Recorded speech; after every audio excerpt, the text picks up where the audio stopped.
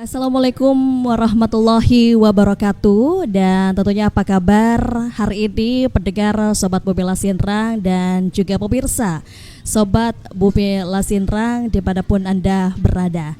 Dan tentunya kali ini kita berada di ruang bincang inspiratif yang akan mengupas terkait dengan masalah pembangunan, dinamika dan juga tentunya cerita-cerita hebat dari Bumi Lasinrang Kabupaten Pinrang. Dan di episode kali ini kita bakal membahas berbagai program nyata yang langsung menyentuh kehidupan masyarakat, mulai dari infrastruktur jembatan, kemudian penanganan musim kemarau, ketahanan pangan, bedah rumah, pencegahan stunting hingga aksi hijau menjaga lingkungan yang dikoordinir langsung oleh Kodim 1404 di bawah komando Bapak Dandim 1404 Pinrang, Letkol CZI Imam Subekti SE MSC. Dan yang paling seru karena saya tentunya tidak sendirian, kita kehadiran narasumber di hari ini di tempat ini. Bukan hanya ada Pak Dandim, namun juga hadir dari Forkopimda, ada Pak Wakil Bupati juga yang membersamai kita di hari ini. Baik, kalau begitu saya langsung saja memperkenalkan narasumber yang hadir. Saya mungkin dari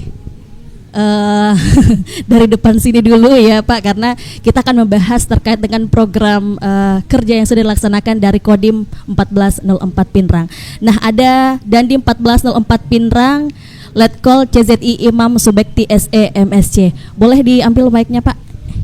Ya, kita mau tanya dulu kabarnya hari ini gimana? Alhamdulillah hari ini cerah, dari pagi sampai sore ini kegiatan full. kegiatan full ya, tapi masih bersemangat tentunya. Alhamdulillah. Iya, baik. Semangat terus. Kemudian di sisi kiri saya hadir juga Wakil Bupati Pinrang, Bapak Sudirman Bungi. Kita sapa juga. Assalamualaikum, Pak. Waalaikumsalam warahmatullahi wabarakatuh. Gimana kabarnya hari ini, Pak? Alhamdulillah, baik. Selalu berpartner dengan Pak Dandim. Hari ini dari pagi sampai sore hari. Oke, dari pagi sampai sore beraktivitas ya. Baik, selanjutnya ada Wakil Ketua DPRD Pinrang, ada Bapak Syamsuri di sana yang juga membersamai kita sejak tadi. Gimana kabarnya? Assalamualaikum, Pak. Waalaikumsalam warahmatullahi wabarakatuh. Alhamdulillah kabar baik. Ya. Kabar baik. Senang Pak hari ini Pak. Alhamdulillah senang sekali bisa ketemu dengan Forkopimda, bisa duduk bersama untuk membicarakan Pinrang ke depan. Iya, ya, luar biasa. Kemudian ada dari Kejaksaan Negeri Pinrang, ada Bapak Muhammad Syahid yang juga membersamai kita hari ini. Assalamualaikum. Waalaikumsalam warahmatullahi wabarakatuh. Gimana kabarnya hari ini Pak? Alhamdulillah sehat sentosa. Sehat sentosa. Oke, baik. Nah, tentunya pemirsa dan juga pendengar Suara Bumi Lasinrang, kita mungkin mulai dari sektor pembangunan fisik bersama Pak Dandim. Pak Dandim, boleh dijelaskan terkait dengan pembangunan jembatan di Kabupaten Pinrang selama ini sudah ada berapa dan juga di mana saja ini Pak? Baik, alhamdulillah. Bapak Ibu sekalian,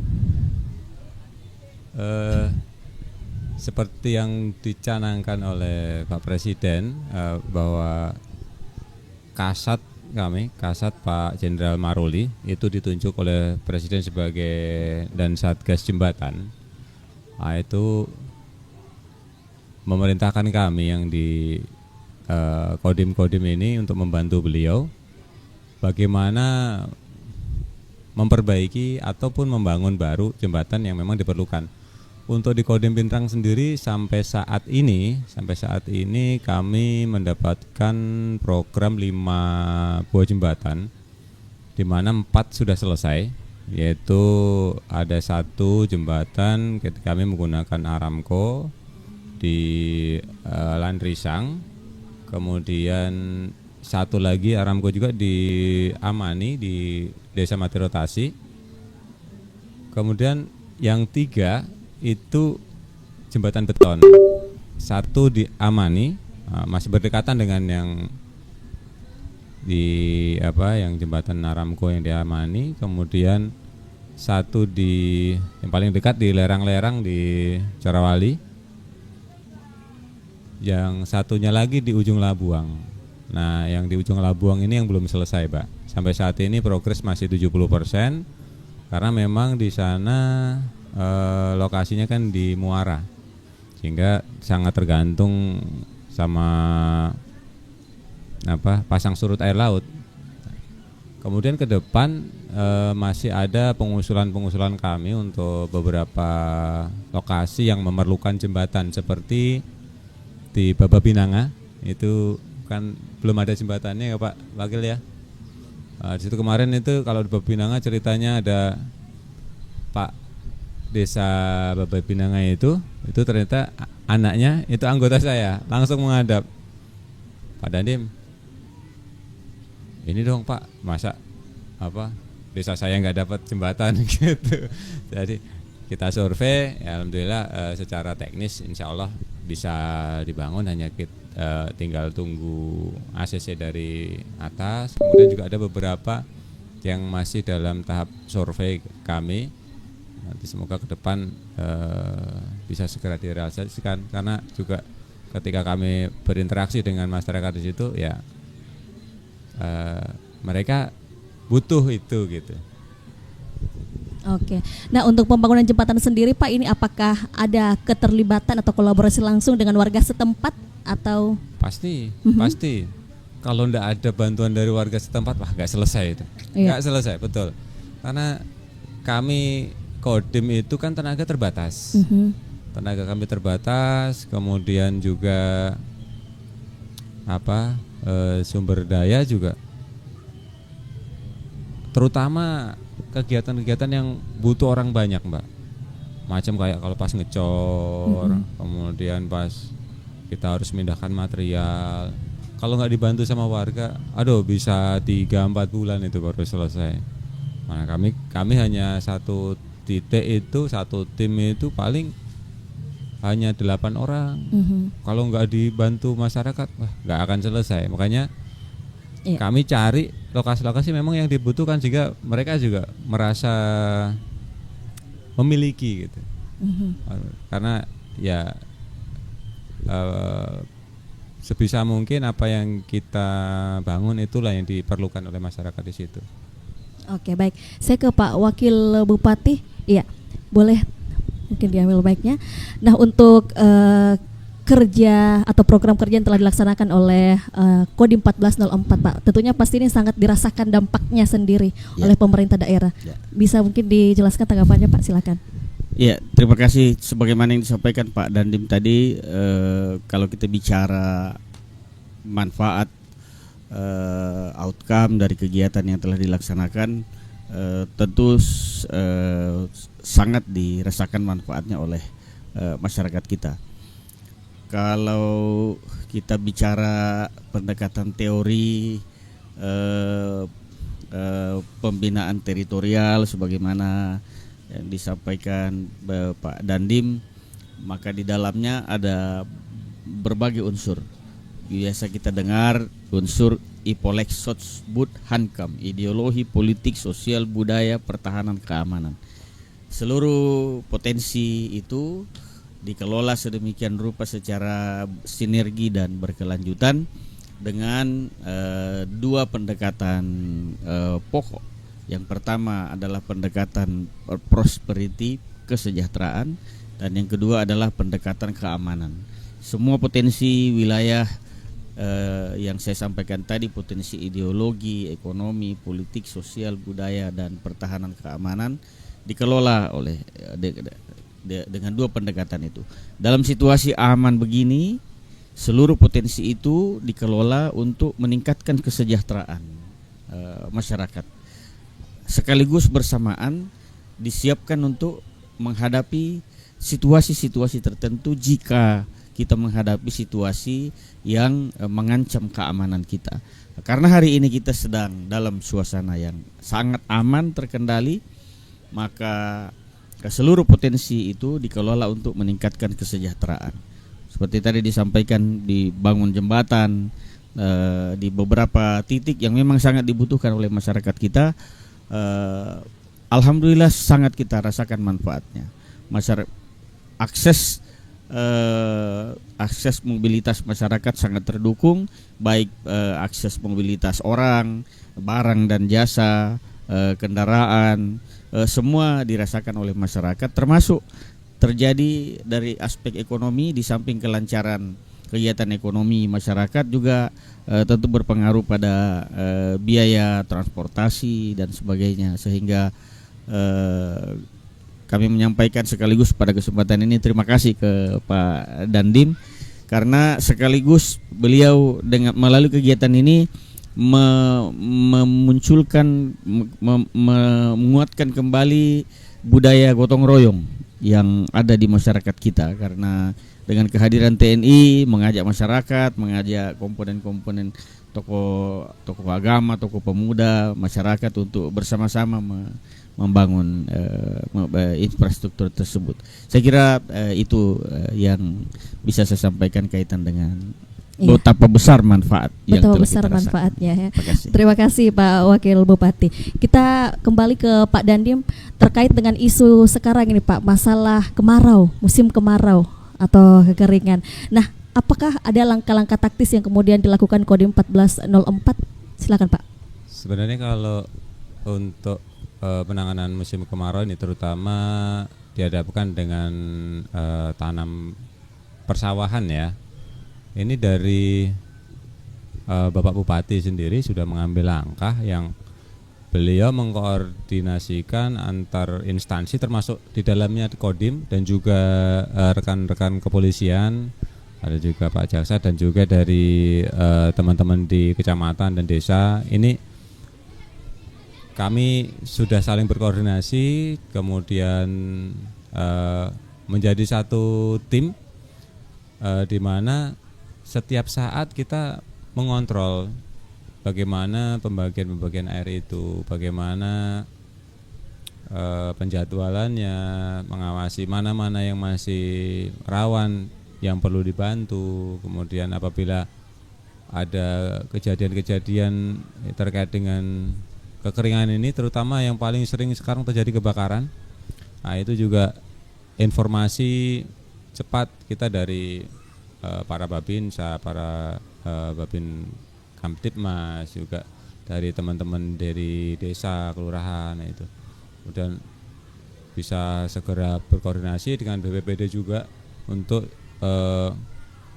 segera menghandle, jangan sampai ini meluas begitu. Kemudian juga terkait dengan pembagian air dan lain sebagainya itu pun sudah diatur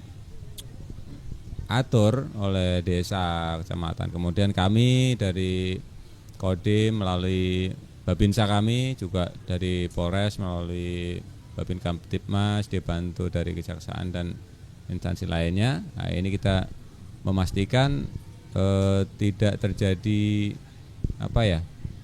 perkelahian karena air gitu, karena perebutan air, mana ini sangat merugikan kalau itu sampai terjadi. Jadi bagaimana suasana kondusif gitu, begitu. Tapi sebelumnya belum ada sampai pertikaian mungkin di bawah Pak dari laporan Babinsa atau seperti apa? Sempat hampir, tapi teratasi. Bisa teratasi cepat. Untung ada teman-teman di lapangan itu bisa bergerak cepat. Oke, yang langsung dari akar rumput Pak ya, Babinsa, Pak Babinsa ya. Betul. Oke, baik. Kita ke ketahanan pangan Pak, karena waktu juga mungkin agak mepet ya. Jadi kita agak-agak membahas kita ketahanan pangan untuk berbicara masalah kemarau. Ini tentu erat kaitannya dengan ketahanan pangan. Nah, kalau dari peran aktif Kodim 1404 sendiri seperti apa? Kodim Pindrang ini sudah selalu bekerja sama dengan Pemda, dalam hal ini sering berkoordinasi dengan Dinas Pertanian juga. Berbagai macam program itu kita bekerja sama, seperti untuk saat ini pemantauan persawahan, kemudian juga seperti tahun lalu kita ada kerjasama optimalisasi lahan rawa, di mana yang kalau di situ ada genangan air biar enggak lama di situ, bisa cepat hilang. Kemudian juga yang terakhir ini Nanti insya Allah nih tahun ini juga lagi kita godok, kita rencanakan untuk optimalisasi lahan lagi. Selain itu kami juga selalu kerjasama dengan Bulog juga dalam hal sergap penyerapan gabah.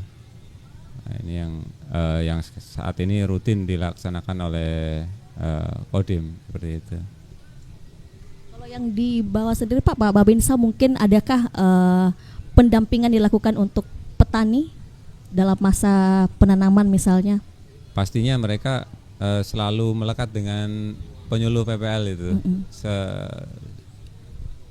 Mereka banyak berkoordinasi dengan para PPL, sehingga untuk menggerakkan masyarakat itu juga kan biasanya bertiga itu, PPL, Babinsa, Babin Kamtib, Mas, udah kayak trio aja mereka itu bergerak itu, trio sekawan itu udah.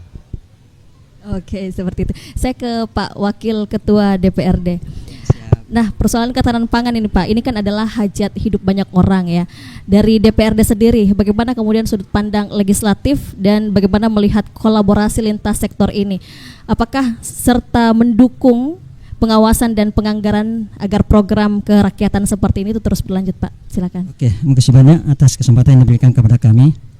Yang pertama mungkin saya apresiasi program daripada TNI terkait mengenai masalah TMMD itu. Karena ini program TNI ini terkait TMMD ini sangat menyentuh masyarakat kita, khususnya di tingkat pedesaan. Pembuatan jembatan tani, peningkatan jalan tani, perintisan jalan tani, pembangunan drainase lingkungan itu luar biasa manfaatnya bagi masyarakat kita, khususnya di tingkat pedesaan. Ya. Dan ini tentu menjadi sangat positif bagi masyarakat dalam rangka meningkatkan tingkat kesejahteraan mereka. Nah, kita bayangkan ketika tidak ada jembatan, transport khususnya petani kita itu sangat sulit. Ya, kalau tidak ada jembatannya, tentu butuh biaya yang sangat besar. Tapi dengan adanya akses jembatan yang dibangun oleh TMD ya tentu kita harus sinergi dengan pemerintah daerah juga dalam rangka pembangunan itu, sehingga alhamdulillah pembangunan ini bisa berjalan dengan lancar yang dilakukan oleh TNI bersama dengan masyarakat kita yang ada di lapangan. Itu yang pertama. Yang kedua, terkait masalah penganggaran, tentu kami dari DPR kalau sifatnya outputnya itu jelas, tidak pernah pasti kita lakukan hal yang sifatnya sinergi antara pemerintah daerah dengan legislatif itu sendiri dalam membangun program-program yang menyentuh atau kegiatan yang menyentuh bagi masyarakat kita, khususnya kalangan petani kita. Karena terus terang di Pindrang ini masyarakat kita itu hampir katakanlah 80% petani. Jadi memang program skala prioritas itu harus di bidang pertanian. Nah, alhamdulillah program TMND ini langsung menyentuh ke situ, rata-rata di bidang pertanian.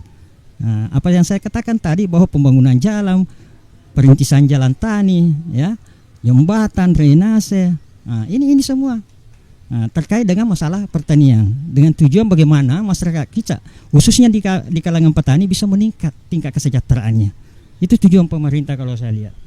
Ini menyentuh masyarakat kecil. Di samping itu ya tentu program T ini menyangkut masalah air bersih,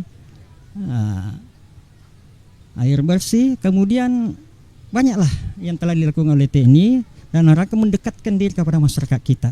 Ini sangat dirasakan oleh masyarakat kita. Untuk pemuda bagaimana membela negara ini, wawasan kebangsaan yang dilakukan oleh pihak TNI kepada masyarakat kita, kepada anak muda kita, ini sangat luar biasa menyentuh bagi masyarakat khususnya yang ada di Kabupaten Pindrang ini.